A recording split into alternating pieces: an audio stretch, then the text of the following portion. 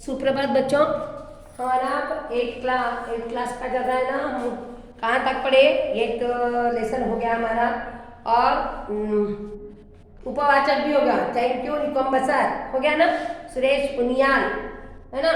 और क्या निराश हुआ जाए। हम घटनाएं पढ़े, 3 घटनाएं। तो मतलब दुनिया में अच्छे लोग भी हैं और हमें समय पर अपने लाभ न देखते हुए दूसरों की मदद करते हैं। उसको ये घटनाएं 3 घटनाएं बताई थी।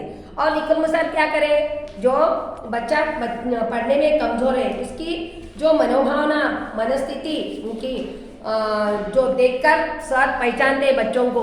पहला तो पढ़ाई जरूरी नहीं है, बच्चों के मन में क्या है वो देखना है। बच्चा किस तरह से, एक सभी बच्चे पढ़ते ही चालाक नहीं होते है ना। नहीं, थैंक यू निकम सर। कैसा है तारे जमीन पर है ना, वही आपको ये किताब में दिया गया है। तो वो कैसा है, बच्चों की मनस्थिति अध्यापकों को देखना है। इसलिए अध्यापकों को भी देखो ट्रेनिंग दी जाती है। पहले प्रशिक्षण दिया जाता है, उसके बाद वो लोग पढ़ाई बच्चों को पढ़ाते। तो पढ़ाते समय भी ये देखना चाहिए 10 बच्चे होते हैं, 10 बच्चे एक ही समान नहीं होते ना। तो अध्यापक का काम है बच्चों को उनकी मनस्थिति देखते हैं, उनका कैसा है व्यवहार, कैसा किस इसमें रुचि रखता है, किस विषय में, ये सब देखना उसमें बताया गया है। वैसे ही निकुंज सर ने उसको उसमें उनके बच्चों की ईशान की पूरी परिस्थिति जानकर उसको किसमें था, नक्शा ड्राइंग करने में था है ना, चित्रकारी में था। जो देखता था प्रकृति को उतारता था, तो उससे कोई देखता था। वो पढ़ाई के इसमें ज़्यादा उसका मन नहीं था।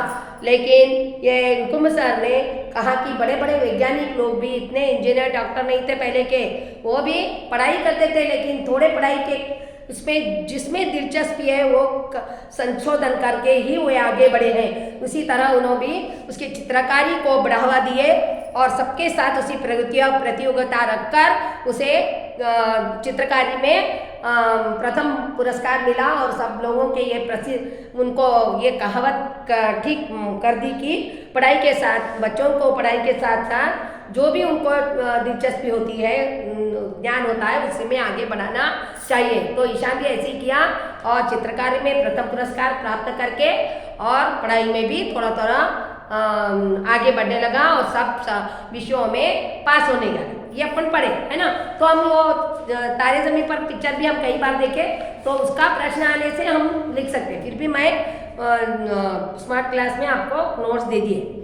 आप देखेंगे, आप हमारे कई संत लेखक गुरु दोहे बोलने वाले कई कवियों को हम देखें ना, उसमें कबीर की साखियाँ, कबीर ने भी एक दोहे दिए हैं जो अच्छे राह पर चलना, अच्छी नीति बताना, चलना, ये सब राह पर चलना, ये इंसानों को दोहे द्वारा बताया गया है। तो वो भी क्या है, अपने स्वार्थ के लिए दूसरों का अच्छा चाहते थे वो भी। तो ये देखो यहाँ चित्र बताया गया है। क्या है चित्र, नीचे तालाब है, उसमें एक बोट घूम रही है, नाव घूम रही है और यहाँ पर इतने सारे पक्षियाँ उड़ रहे हैं। पंछी मानव फूल जल अलग अलग आकार, माटी का घर एक ही सारे रिश्तेदार है ना। सब लोग यहाँ पर क्या है, मानव, पंछी, फूल अलग अलग आकार के हैं है ना। और माटी का घर, सबका घर कहाँ है, माटी, मतलब जाना है हम सबको नीचे ही, सबका एक ही जगह हमको जाना है। सब हम रिश्तेदार एक दूसरे। कैसे, फूल भी देखो सवेरे उगता है, सूरज की किरण आते ही उगता है, फिर शाम में क्या हो जाता है, मुरझाकर नीचे गिर जाता है ना, नीचे गिर जाता है। तो क्या उसका अंत आ गया। वैसे ही इंसान को भी हमारी डोर पूरी इंसानियों की, पशु पक्षी मानव जो भी जीवित प्राणी है, वो हमारी जीवन की डोर किसके हाथ में है, भगवान के हाथ में है। जो तकदीर लिखता है वो बराबर जो आ गया तो उसका जाना जरूरी है। ये हमारा घर नहीं है, हमारे सारे रिश्तेदार हैं, लेकिन हम थोड़ी देर के लिए हम यहाँ रिश्तेदार निभाना चाहिए और जब बुलावा आता है तभी चले जाना चाहिए। ये लिखे निजाम फाजली साहब ने लिखा है। प्रस्तुत दोहे में सबको माटी का घर क्यों कहा गया है ना। क्यों कहा गया, क्योंकि सबके घर का तो वही है, सब जाने वाले हैं मिट्टी में ही है ना। फूल भी, इंसान भी, जानवर भी, मानव भी, सभी लोग हम मिट्टी के अंदर ही जाना है, इसलिए मिट्टी का घर कहा गया है। पृथ्वी के सारे प्राणी एक दूसरे के संबंधित कैसे हैं, क्योंकि एक दूसरे से संबंधित है। क्योंकि पक्षी देखो उड़ता है तो हम उसको देखते हैं, पक्षी को पालते हैं। और पक्षी भी क्या करता है, अपना भोजन करते करते बीज लेके जाता है, तो कहीं पर भी बीज उसके मुंह से चली जाती है, नीचे गिर जाती है, तो वहाँ पर ही पेड़ लग जाता है। तो पक्षी के कारण ही ना पेड़, तो उसका संबंध पेड़ से हमको मानव को बहुत ही फायदे सहायता है, मदद है हमको। तो पक्षी के द्वारा हमको पेड़ मिल रहा है और पेड़ पर रहते हैं। तो ऐसे प्राणी भी, मानव भी पेड़ से और पक्षियों से संबंधित जरूर है। इसलिए पेड़ पक्षियों का हम एक दूसरे से बहुत जरूरी है, संबंध है। इस दोहे का संदेश क्या है? इस दोहे का संदेश क्या है कि सब मिलजुल कर रहना और बिना अपने लाभ के दूसरों की सहायता करने, यही मानवता है, यही इंसानियत है। इसलिए इसका यह संदेश दिया गया है। आप देखो यहाँ पर क्या बताया हमने, एक एक पढ़ेंगे, एक दोहा पढ़ेंगे, उसका अर्थ समझेंगे, बाद में अगले क्लास में, जूम क्लास में आपको जो भी नहीं समझ में आया आप पूछना चाहिए। देखो यहाँ पर कबीर बताया और पेड़ बताया। देखो पेड़ के अंदर कबीर को बताया गया है, चित्र बताया ऐसा। तो देखो, जाति न पूछो साधु की, पूछ लीजिए ज्ञान, मोल करो तलवार का, पड़े रहने दो म्यान। जाति न पूछो साधु की, मतलब साधु की जात पात मत पूछो आप, वो किस जाति का है, ब्राह्मण है क्या, नीच जाति का है क्या है, वो नहीं पूछना आप। पूछ लीजिए ज्ञान, उनको ज्ञान कितना है वो देखिए। जब टीचर आपको पढ़ाते हैं, आपको अध्यापक पढ़ाते हैं, वो कैसे हैं, दिखने में कितने हैं, सुंदर है क्या, लोले है क्या, एक आंख से है क्या, चश्मा पहनते क्या, इनका अवतार कैसा, वो सब नहीं देखना। टीचर कैसे पढ़ाते हैं, हमको ज्ञान कितना दे रहे हैं, हमारे ज्ञान तक हमको समझा रहे नहीं, हमारे अंदर जो समझा रहे वो अपने अंदर जा रहा है, हमको समझ में आ रहा है नहीं, वो समझना चाहिए छात्रों को कि उनकी सुंदरता या उनका कुरूपता या उनकी बुराई, ये सब नहीं देखना चाहिए। टीचर का भी और साधु का भी। जो साधु बोलता है, हम किसी के जाते हैं साधु को पूछते हैं, अरे नको ये अच्छी जाति का नहीं है, ऐसा नहीं, उसका ज्ञान देखिए, उसका हमको बोले, उनका ज्ञानत्व तो हम लेना चाहिए, उसकी जाति पाति, उसकी सुंदरता, उसका बुराई, ये सब नहीं देखना। देखो सबको अच्छे बुरे दो पहलू होते हैं इंसान में, हर चीज़ में, वस्तु में, इसमें दो चीज़ होते हैं, अच्छा बुरा।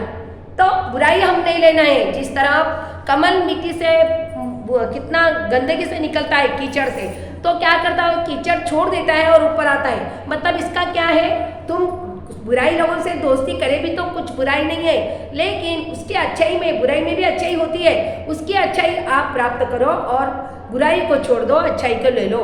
हमको कमल भी ये बताता है। देखो एक एक वस्तु में हमारे को ज्ञान लेने जैसा है हमारे भारत देश में। तो यही क्या बोल रहे हैं कबीरदास जी कि जाति न पूछो साधु की तुम ज्ञान, जात पीत, उसकी भाषा, उसका रहन सहन मत पूछो, पूछ लीजिए ज्ञान। वो ज्ञान हमको कितना देता है, आप उसको प्राप्त कीजिए, उसका ज्ञान मत छोड़िए, ये बता रहे। मोल करो तलवार का, मोल तलवार मानो में ना लड़ाई को लेते, लड़ाई राजा लोग, सैनिक लोग लड़ते हैं, तो वो लड़ाई में कितना हमको साथ दिए, कितना तेज है, कितना काम करती है, हम उसको उठा सकते हैं या कितने लोगों को मार सकते हैं, ये देखना है ना। मोल करो तलवार का, पड़े रहने दो म्यान। म्यान बोल तो क्या, जिसका अंदर रखते, देखो जैसा हमको रहने के लिए घर है, वैसे उसको रखने के लिए कवर रहता, तलवार को रखने के लिए कवर रहता, उस कवर को क्या बोलते हैं, म्यान। तो वो म्यान की तुम कीमत मत करो, उस म्यान को पढ़ने दो, लेकिन जिसके अंदर से हमको काम है, वो वस्तु का हम काम को आ रही है नहीं, वो हमको महत्व है नहीं, अच्छी है नहीं, उसका तुम मोल करो, उसकी कीमत करो, ना कि सजावट को या अच्छाई को देख के मत जाओ। किसका भी हम अच्छाई लेना, बुराई नहीं। समझ में आया ना? फिर एक बात पढ़ती, जाति न पूछो साधु की, पूछ लीजिए ज्ञान, मोल करो तलवार का, पड़े रहने दो मैन, है ना। मोल करो, कीमत करो आप उस तलवार की जो तुम्हें काम में आएगी युद्ध में, लड़ाई में, ना उसके कवर को या उसके मैन को मत देखो जिसके अंदर हम रखना है, खाली रख के ही हमको करना नहीं ना, उसको उपयोग में लाना है वस्तु। इसलिए हम क्या करना है, किसी अध्यापक को या कोई भी हो, उसकी जात या उसका रंग, उसकी रहन सहन, उसको नहीं देखना है, उसका ज्ञान, हमको ज्ञान कितना देते हैं, हम उसे ज्ञान कितना प्राप्त करते हैं, वो हम देखना है बच्चों। तो इससे हमको ये क्या मिला है हमको कि हम ज्ञान प्राप्त करना है, किसी रूप रंग को या उसके जाति पाति को नहीं देखना है। ये इससे हमको ये दोहे द्वारा हमको पता चला है बच्चों। अगले क्लास में और एक दोहा पढ़ेंगे। धन्यवाद बच्चों।